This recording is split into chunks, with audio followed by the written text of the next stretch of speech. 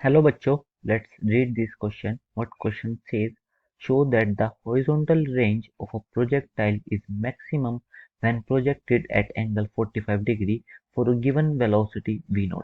तो हमसे क्वेश्चन में कहा गया है कि जो आपकी हॉरिजॉन्टल रेंज है वो 45 डिग्री एंगल पर अपनी मैक्सिमम वैल्यू होती है, इसको हमें प्रूफ करना है। तो मैं इस क्वेश्चन से रिलेटेड आपको की कंसेप्ट बता देता हूँ कि इस क्वेश्चन में की कंसेप्ट क्या यूज होएगा। देखो, जो रेंज का फॉर्मूला होता है इन projectile, this is nothing but v naught square sine 2 theta by g. This v naught is initial velocity.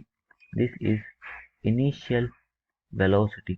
और हमसे कहा गया है कि ये मैक्सिमम कब होएगी। बेसिकली हमें बता रखा है कि एंगल 45 डिग्री पर, तो हमें इसको प्रूफ करना है।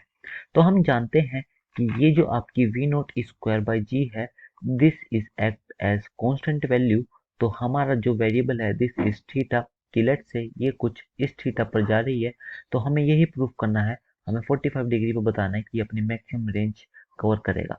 तो आप देखो, अगर आर मैक्स निकालना है तो फिर इस क्वांटिटी को मैक्स होना पड़ेगा। वी नॉट स्क्वायर बाय जी तो आपकी कांस्टेंट है, इसका मतलब आपकी साइन टू थीटा को मैक्स होना पड़ेगा।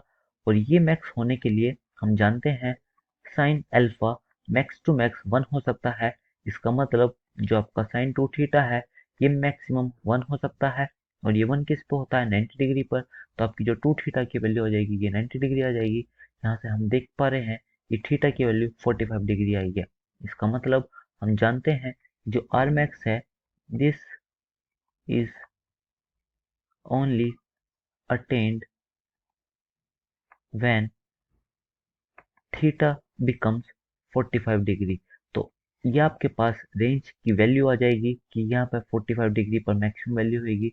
और वो मैक्सिमम वैल्यू भी हम निकाल सकते हैं।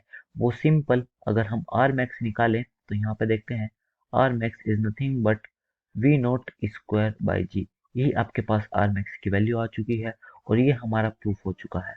ये हमारा proof. I hope you guys understood this. Thank you so much. Take care.